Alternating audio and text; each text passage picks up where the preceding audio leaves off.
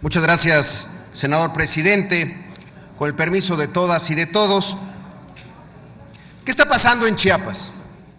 Mis paisanos viven hoy horas de intranquilidad, de molestia, y se sienten poco seguros de salir a las calles sin saber si ese día o el día de hoy, como está ocurriendo en este momento, hay algún bloqueo, alguna manifestación, sin saber si podrán ejercer un derecho fundamental como lo es el libre tránsito. En la lectura que se hace desde acá, desde la Ciudad de México, desde los medios de comunicación, quizá incluso desde el Senado, la culpa, la responsabilidad de lo que está pasando en Chiapas, pero también en Michoacán, pero también en Oaxaca, pero también en Guerrero, la culpa es de los maestros. Y eso es completamente falso.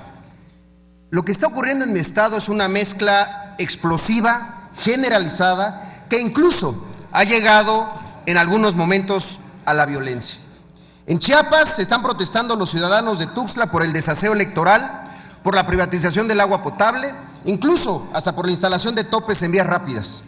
En Chiapas se están protestando los policías pidiendo mejores salarios y condiciones mínimas para realizar su trabajo. En Chiapas protestan mujeres y niñas preocupadas por una ola de feminicidios que tienen a Chiapas en el segundo lugar nacional. En Chiapas protestan los médicos y las enfermeras por falta de insumos básicos para hacer su trabajo con dignidad. En Chiapas protestan los bomberos ante la carencia de condiciones de seguridad.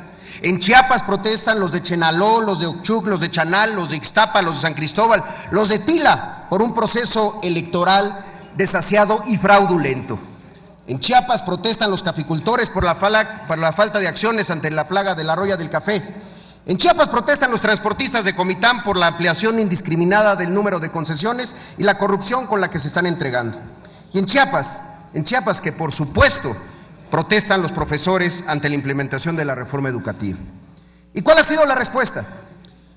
Ante algunos, solamente el silencio. Con otros, la negociación reactiva. Pero para los profesores, la respuesta ha sido la confrontación desordenada que incluso ha llegado a la violencia como el día de hoy. Y no son los únicos, pero sí contra los que se ha emprendido una actitud más dura, más firme, pero más dura también. En lo que va de mayo, en Chiapas ha habido 26 bloqueos, 26 manifestaciones, cierres de carreteras por diferentes organizaciones inconformes.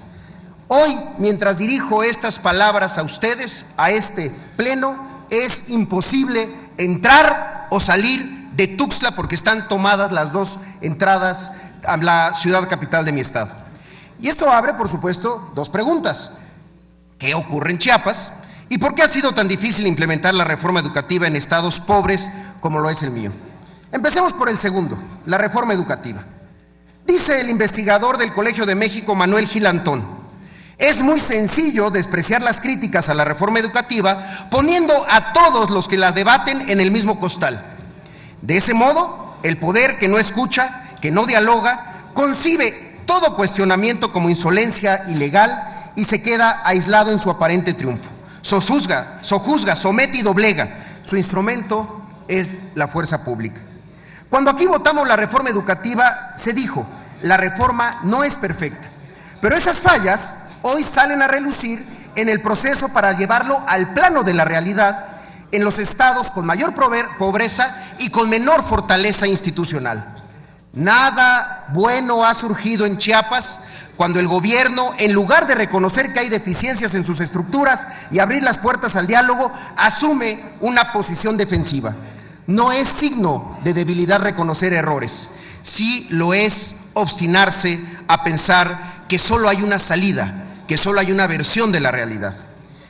Quiero decirlo aquí en la máxima tribuna del país y decirlo muy claramente: los maestros no son los responsables de lo que sucede en Chiapas. Los maestros no son el enemigo. No es justo plantearlo así, ni tampoco es responsable. Lo dice también Gil Antón: en la implementación de la reforma se ha concebido al magisterio como el insumo a mejorar, no como el socio en la transformación que le urge al país. Siempre he creído que para poder solucionar una situación se necesita primero diagnosticarla bien. Para saber cómo sí, primero hay que saber también cómo no hacer las cosas. Y yo creo que no es así como se está haciendo, como se van a solucionar. No es así porque la reforma educativa ubicó desde el inicio que los maestros eran los culpables de todas las fallas educativas del país, y todos sabemos que no es así. No es así porque Chiapas vive una realidad aparte del resto del país, una realidad de pobreza, una realidad de marginación y de desigualdad. Ya lo dice la máxima aristotélica: tan injusto es tratar desigual a los iguales que tratar igual a los desiguales. No es así porque Chiapas es el estado con mayor analfabetismo de todo el país. 15 de cada 100 chiapanecos no sabe escribir ni leer. Ese mismo número a nivel nacional es solamente de 6. No es así porque el promedio de escolaridad en Chiapas llega apenas a 1 año de secundaria. No es así porque 58% de las escuelas no tienen techo. No es así porque 33% de las escuelas no tienen baño. No es así porque 56% de las escuelas en mi estado no tienen agua. No es así porque 27% de las escuelas chiapanecas no tienen electricidad. No es así porque 541 escuelas chiapanecas fueron declaradas no aptas para la enseñanza. No es así porque no se puede evaluar al maestro sin antes modificar las condiciones en las que se ejerce su profesión. No es así porque sin dignidad educativa es imposible que haya buena educación. No es así porque si a los maestros no se les escucha, no se les puede exigir que enseñen a escuchar. No es mandando a la policía peor pagada del país a disolver las manifestaciones de manera violenta como se va a resolver el problema educativo de mi entidad. Entonces, ¿cómo sí? Y aquí vengo a invitarlos a hacer una propuesta, invitarlos a sumarse a una radical pero sencilla salida ante este contexto de intolerancia y de políticas maniqueas. Llamar a un diálogo amplio y transparente entre chiapanecos para resolver los problemas de los chiapanecos. Un diálogo ordenado e incluyente en el que participen los maestros, los senadores, los diputados, el gobierno del estado, los académicos, los jueces, los empresarios, los activistas, los periodistas, que participen todos los chiapanecos para llegar a un acuerdo transversal, convergente y vinculante. Es hora de dejar de acusarnos, es hora de intentar llevar agua a nuestro molino. Chiapas no puede funcionar sin un piso común, sin una sociedad más armoniosa, igualitaria y justa.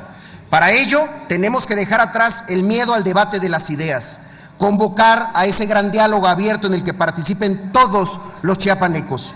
No en el clásico esquema de diálogo cerrado, tras bambalinas, sin un ejercicio abierto de democracia. No, un diálogo transparente, televisado, abierto, con reglas y con respeto. Por eso, mi invitación, compañeras y compañeros, es que empecemos ya, que nos pongamos de acuerdo y lo hagamos con la urgencia que amerita la situación. Sin ello, no se puede pensar en una solución a la situación que restituya el tejido social y recupere la confianza hacia toda la clase política que la ha perdido.